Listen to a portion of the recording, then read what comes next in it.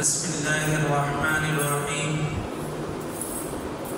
لا إكراه في الدين قد تبين الرشد من الغي فمن يكفر بالطاغوت ويؤمن بالله فقد استمسك بالعروة الوثقى لا انفصام لها والله سميع عليم 256 নম্বর আয়াত সূরাতুল বাকারা।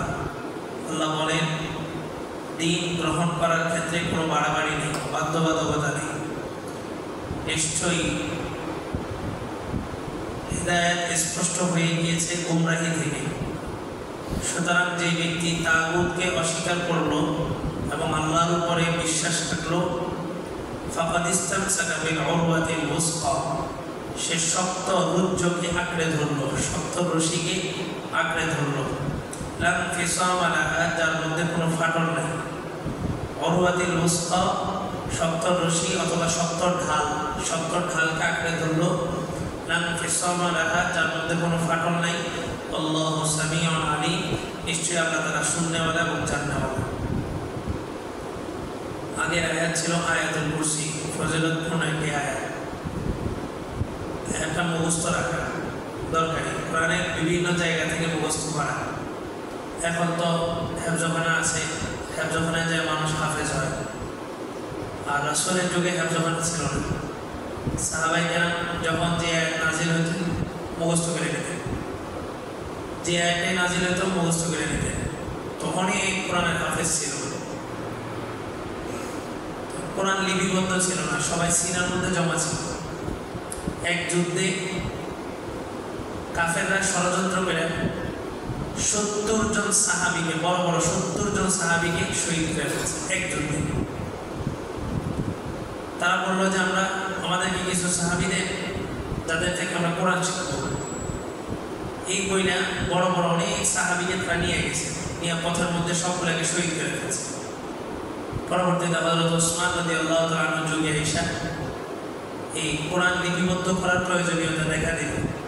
বিভিন্ন মানুষ কোরআনের মধ্যে বিভিন্ন জিনিস সংযোজন বিয়োজন করা শুরু করল। তখন হযরত ওসমান আলাইহিস সালামের নেতৃত্বে, ওসমান রাদিয়াল্লাহু তাআলা আনহুর নেতৃত্বে এই কোরআনকে একত্রিত করা হয়েছে। যেটা ওসমান রাদিয়াল্লাহু তাআলা আনহুর যুগে সবচেয়ে বেশি প্রচলন ছিল, সেটা হচ্ছে এটা ফাতহ ওসমানী বলে। এটা ছাড়াও আরো কোরআনের 6টা কপি 6টা ভাষায় আছে। আল্লাহ রাসূল বলেন, উনজিলাল কুরআনু বিসাবআতি আহরুফিন, কোরআনকে 7টা ভাষায় নাযিল করা হয়েছে, 7 ভাবে। দেখবেন মক্কার কারীদের এক একজনের তেলাওয়াত এক এক রকম। কেউ বলে মালিক ইয়াউমিদ্দিন, কেউ বলে মালিক ইয়াউমিদ্দিন, কেউ বলে মালাকা ইয়াউমিদ্দিন, এক একজনের এক এক রকম তেলাওয়াত। সাহাবায়ে কেরাম যখন যে আয়াত নাযিল হতো ওটা মুখস্থ করে নিতেন। আর নিয়ম এটা, আমরা পুরো কোরআন একসাথে পড়ি, একসাথে মুখস্থ করি, একসাথে অর্থ জানি, সব কিছু হয়, আমলটা আর হয় না। সব একসাথে নিছি, এই কারণে আমলটা হয় না। সাহাবায়ে কেরাম একটা আয়াত নাযিল হয়েছে, একটা আয়াতের উপরে আমল করছে, তারপর আরেকটা আয়াত শুরু করছে। আয়াতুল কুরসিটা মুখস্থ করে নেওয়া। আর আমাদের ভিতরে একটা টেন্ডেন্সি আছে যে আমার জেহেন অত ব্রেন অত ভালো না, মুখস্থ করতে পারি না, বয়স হয়ে গেছে। বিজ্ঞান বলে প্রতিটা মানুষ যেমন মায়ের পেট থেকে চোখ নিয়ে আসে, হাত নিয়ে আসে, পা নিয়ে আসে, এমনিভাবে ব্রেনও নিয়ে আসে, মেধা। তো কেউ এটাকে কাজে লাগায়, তার মেধাটা বিকশিত হয়, আরও বাড়ে। আর কেউ এটাকে কাজে লাগায় না, তো দিন দিন এটা ড্যামেজ হতে থাকে। এই জন্য কোরআনের আয়াতগুলো, ছোট ছোট আয়াতগুলো মুখস্থ করবেন, দেখবেন যে জেহেন জাকাত তারা বাড়বে। আল্লাহু আকবার। তো ওই আয়াতটা পুরোটাই ছিল আল্লাহ তাআলার তাওহীদ এবং আল্লাহ তাআলার ক্ষমতার উপরে। শুরুই করছেন আল্লাহ তাআলা আল হাইয়ুল কাইয়্যুম, যিনি চিরঞ্জীব এবং দণ্ডায়মান। কাইয়্যুম মানে যিনি সবসময় সজাগ, সবসময় তিনি সচেষ্ট এবং বান্দাদের যে কোনো বিষয়ে সচেতন। এরপরে আল্লাহ বলেন, লা তাখুযুহু সিনাতুন ওয়ালা নাওম, ঘুমানো না, ঘুমের যে তন্দ্রা ওইটাও আল্লাহর আসে না। কারণ কি? কারণ আল্লাহ তাআলা যদি ঘুমান, তো দেখা গেছে যেই সময় আল্লাহ তাআলা ঘুমাই দিয়েছেন ওই সময় বান্দার কোনো না কোনো প্রয়োজন দেখা দিয়েছে। তো ওই প্রয়োজনটা কে পূরণ করবে?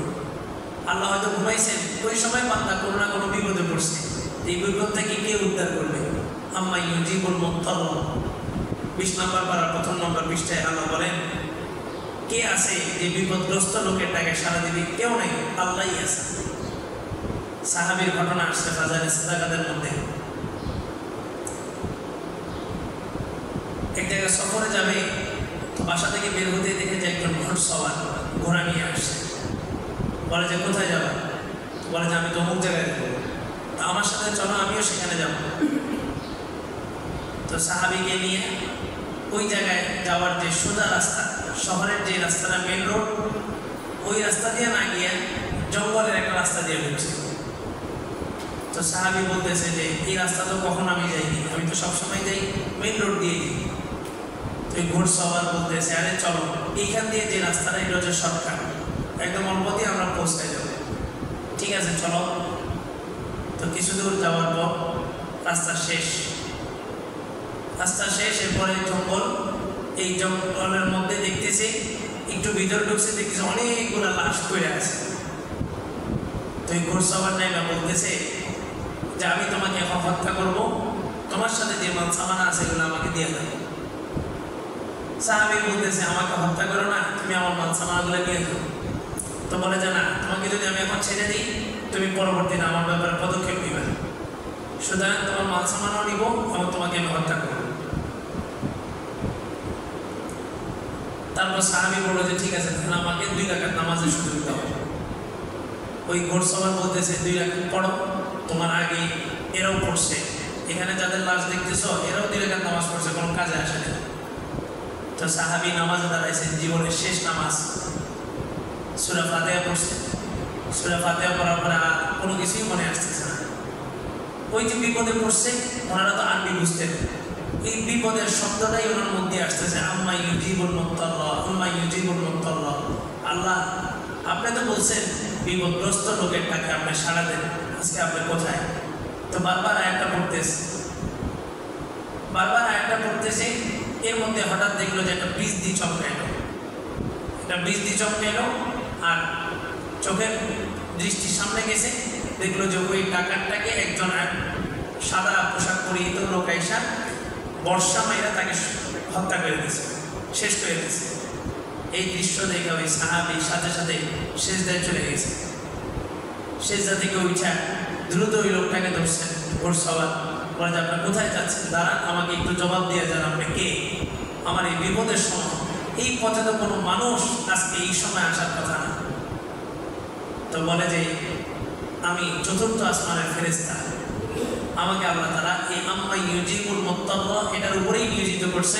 যে কোনো বিপদগ্রস্ত লোক যখন আল্লাহকে ডাকে, তখন আল্লাহ তাআলা আমার মাধ্যমেই তাকে সাহায্য করে। তো তুমি যখন প্রথমবার বলছো আম্মা ইউজিবুল মুত্তাল্লা, আমি আল্লাহকে বললাম যে আল্লাহ, একজন বিপদগ্রস্ত লোক আপনাকে ডাকতেছে, আপনাকে স্মরণ করতেছে। দ্বিতীয়বার, তৃতীয়বার, 4র্থবারের সময় আল্লাহ আমাকে আদেশ দিলেন, আমি আসলাম, তাকে শেষ করে দিলাম। তো আল্লাহ তাআলা যদি ঘুমাইতেন, আল্লাহ ঘুমাইলে কি আল্লাহর কোনো সমস্যা আছে? আল্লাহর কোনো সমস্যা নেই, আমাদের সমস্যা আছে। আল্লাহ যদি ঘুমান, তা আমাকে দেখবে কি? আমার বিপদ থেকে আমাকে উদ্ধার করবে কি? বলে যে আর অল্পের জন্য মোবাইলে কথা বলতে বলতে রাস্তা পাড়ে দিয়েছিলাম, আর অল্পের জন্য গাড়িটা আমাকে অ্যাক্সিডেন্ট করে নি। কে বাঁচাইল এই জায়গাটা থেকে? কে তাকে সরায়? বলে যে অল্পের জন্য। গতকালকে আমাদের মাঝার ভবনে কাজ চলতেছে, মানে অল্প, এক বিগত উপর থেকে একটা অনেক বড় একটা জিনিস পড়ছে একদম সামনে, কে বাঁচাইল এই জায়গাটা থেকে? আল্লাহ বাঁচাইছে। আল্লাহ হাদিসের মধ্যে আছে, প্রতিটা বান্দার সাথে আইদিহি ওয়া মা খালফাহু, সামনে, পিছনে, ডানে, বামে, উপরে, নিচে, এই 6টা দিক থেকে কিছু ফেরেশতা নিয়োজিত আছে, যে ফেরেশতা তাকে হেফাজত করে, বিভিন্ন কিছু থেকে হেফাজত করে আল্লাহ। তবে কিছু কিছু মানুষের গুনার কারণে এই ফেরেশতাগুলোর শক্তি কাজ করে না, তখন তার উপরে বিপদ চলে আসে, অ্যাক্সিডেন্ট করে, যে কোনো সমস্যা তার তৈরি হয়। তা আল্লাহ তাআলা ঘুমান না, এটা কার জন্য? আল্লাহর জন্য না আমার জন্য? আমার জন্য। দ্বিতীয় নাম্বার কারণ হলো, মানুষের ঘুমায় কখন? যখন মানুষের ক্লান্তি চলে আসে। মানুষ যদি না ঘুমায় কাজ করতে পারবে না, এই জন্য সে ঘুমায়। মানুষ অক্ষম আর আল্লাহ তাআলা সক্ষম, মানুষ দুর্বল, আল্লাহ তাআলা শক্তিশালী।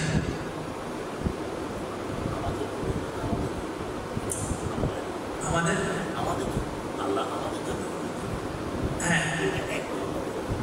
বহুবচন, আমার জন্য মানে ইন্ডিভিজুয়ালি প্রত্যেকের জন্য, তাহলে দয়া মায়াটা বেশি। আপনি যখন করবেন আমাদের আল্লাহ, তখন এটা কত লেগে যাবে, আমার আল্লাহ বলে এটা একটা তৃপ্তি আছে।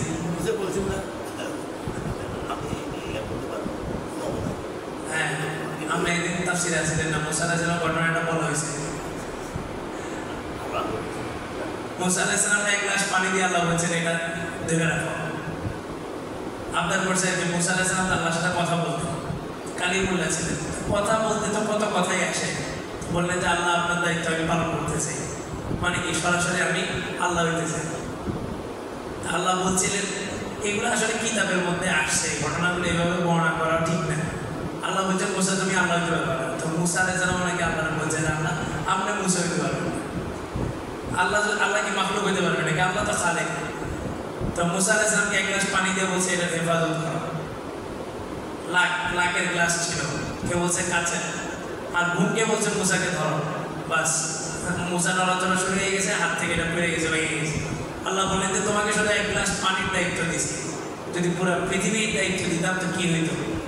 এই পৃথিবীর প্রতিটা পাতা, হাদিসের মধ্যে আসে গাছের পাতা যে নড়ে এবং বালু কোনাগুলো যে উড়ে, এটা পর্যন্ত আল্লাহর আদেশে হয়। তা আল্লাহ যদি ঘুমান এগুলাকে পরিচালনা করবে কি? আল্লাহ আমাদের হিসাবে সর্বশেষ হিসাব হচ্ছে সেকেন্ড। আল্লাহর হিসাবে সেকেন্ডকেও কয়েক কোটি গুণ ভাগ করলে ওইটাও কাউন্ট করা হবে, কারণ প্রতিটা জিনিস নড়াচড়া করতেছে একমাত্র আল্লাহ। তা আল্লাহ তাআলা বলেন ঘুম আসে কার? যে দুর্বল। আল্লাহ তো দুর্বল না, আল্লাহ হচ্ছে শক্তিশালী, আল্লাহর ঘুমানোর প্রয়োজন হয় না। আর আমি যদি বলি আল্লাহর ঘুম আসে, তাহলে ঘুমের জন্য কি লাগে? চোখ লাগে। এখন আমি ঘুমানোর জন্য চোখ লাগে, আমি চোখের মুখাপেক্ষী কি? আল্লাহর কি চোখ আছে? আল্লাহর হাতও নাই, পাও নাই, চোখও নাই, কিছুই নেই। আল্লাহ তাআলা হচ্ছে নিরাকার। আল্লাহকে যদি মানুষের আকারের সাথে যদি তুলনা করা হয়, তাহলে আল্লাহ তাআলা মাখলুকের মতো দেখতে কেমন যাবে? আল্লাহ হচ্ছে খালেক, আল্লাহ মাখলুক না। এই জন্য মাখলুকের যে আকৃতি হয় আল্লাহর এই আকৃতি হবে না। আমি হাঁটার জন্য আমার পায়ের মুখাপেক্ষী, আমি পা না হলে চলতে পারবো না। আল্লাহ বলেন কুল হুয়াল্লাহু আহাদ আল্লাহুস সামাদ, আল্লাহ হচ্ছে মুখাপেক্ষী।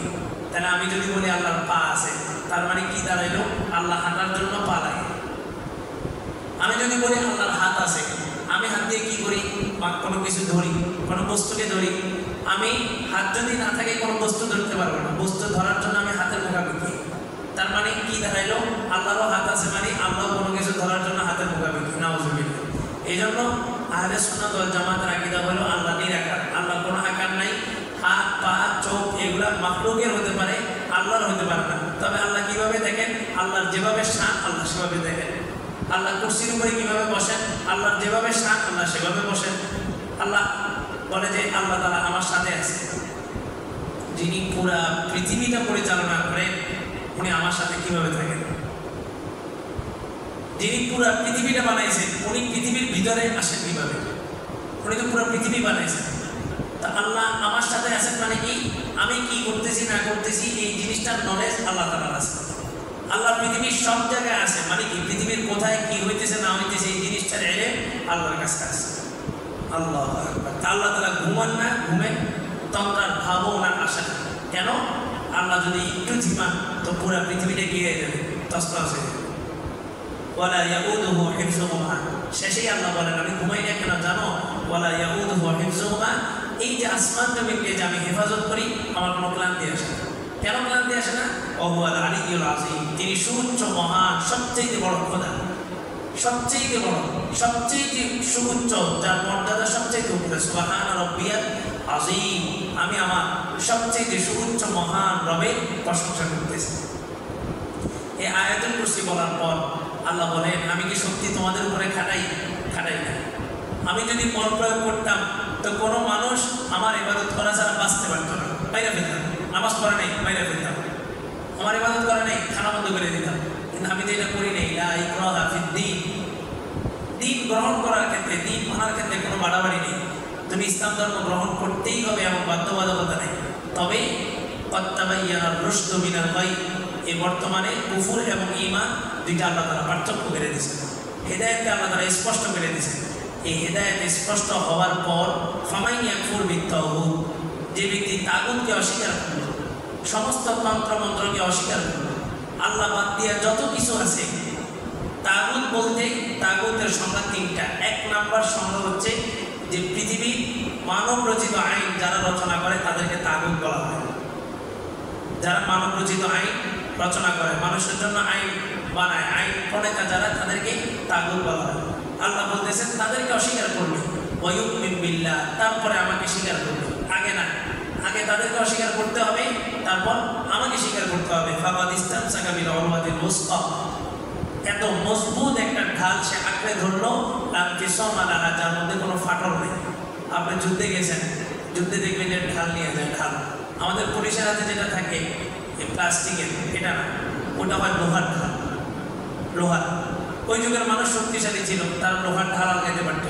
হযরত আলী রাদিয়াল্লাহু তাআলা আনহু একটা বিশাল একটা গেট, ফটক, ওইটা উনি ঢাল হিসেবে ব্যবহার করছেন, পুরো একটা গেট উঠে ফেলছেন। তো পুলিশ এখন আমাদের দেশের এই বাহিনী এরা লোহা আনতে পারবে না, এই জন্য এদের বিবেচনা প্লাস্টিকের এটা দিচ্ছে, লাগবে না। পুলিশের হাতে দেখবেন যে ডান্ডা পুলিশ যাদেরকে বলে, এদের হাতে একটা ঢাল থাকে। আল্লাহ বলেন যে তোমার ঢালটা যদি এমন হয় ঢালের মধ্যে ছিদ্র, এই ঢাল তোমাকে বাঁচাতে পারবে না শত্রুর মোকাবেলা থেকে। তো তুমি তাগুতকে অস্বীকার করো, আল্লাহকে স্বীকার করো, তো আল্লাহ তোমার জন্য ঢাল হয়ে যাবে। লা ইনফিসামা লাহা, যে ঢালের মধ্যে কোনো ত্রুটি নেই, কোনো ফাটল নেই। আল্লাহু সামিউন আলিম, আল্লাহ তাআলা শুননেওয়ালা এবং জাননেওয়ালা। ধর্ম গ্রহণ করতেই হবে এমন আবশ্যকীয়তা নেই। মুসলমান হিন্দুর উপর অত্যাচার করে না, কেন করে না? হিন্দুদের মন্দির ভাঙে না, কেন ভাঙে না? হিন্দুদের যে কোনো উৎসবে তারা বাধা দেয় না, কেন দেয় না? ওই যে ধর্ম গ্রহণ করার ক্ষেত্রে কোনো বাধ্যবাধকতা নাই। তবে তুমি যদি ধর্ম গ্রহণ করো, ধর্ম মানার ক্ষেত্রে বাধ্যবাধকতা আছে। নিজেকে মুসলমান পরিচয় দিবা, নামাজ পড়বা না, অন্য মুসলমান বসে থাকে, এটা হবে না। রাসূল বলছেন মাই, রাসূল বলে আমার মন চায়, ইনি রহমাতুল লিল আলামিন, উনি বলতেছেন আমার মন চায় যারা ফজরের নামাজ মসজিদে আসে না, আমি কিছু সাহাবীদেরকে একত্রিত করি, কিছু লাকড়ি জমাই, ওই লাকড়িগুলো দিয়ে তাদের ঘরগুলোকে জ্বালায় দেয়। তো আরেকজন নামাজ পড়তেছে না, রাসূল তার ব্যাপারে একটা পদক্ষেপ নিলেন। অথচ মদিনাতে কি কাফের ছিল না? তো কাফেরদের ব্যাপারে তো রাসূল বলেন না, কেন বলেন? এই যেটা ধর্ম গ্রহণ করার ক্ষেত্রে বাধ্যবাধকতা নেই, তবে তুমি যখন মুসলমান পরিচয় দিচ্ছ, তো তোমার ইসলামের উপরে চলাটা বাধ্যবাধকতা। আরও কেমন সহজ, আমাদের বাংলাদেশে আসতেই হবে, কেউ নাগরিকত্ব গ্রহণ করতেই হবে এমন আবশ্যকীয়তা নাই। রোহিঙ্গারা ছিল না এতদিন, চলে যাবে সামনে, এত বছর ছিল, তাদেরকে তো আমরা বলি নাই যে আমাদের নাগরিকত্ব গ্রহণ করো। আমাদের দেশে যেহেতু আসছো, আমাদের ভোটার আইডি কার্ড ব্যবহার করো, এটা তো বলিনি। কিন্তু যারা নাগরিকত্ব গ্রহণ করছে, ভোটার আইডি কার্ড দিছে, এরা রাষ্ট্রীয় আইন মাইনা চলা বাধ্যতামূলক, মানতেই হবে। আপনার রাষ্ট্রীয় আইন মানতে হবে। ইসলামের বিষয়টা এমন, ইসলাম মানতেই হবে, গ্রহণ করতে হবে এমনটা নয়। তবে আপনি যদি ইসলাম গ্রহণ করেন, মুসলমান পরিচয় দেন, এরপর আপনার ইসলামের আইন মানা বাধ্যতামূলক।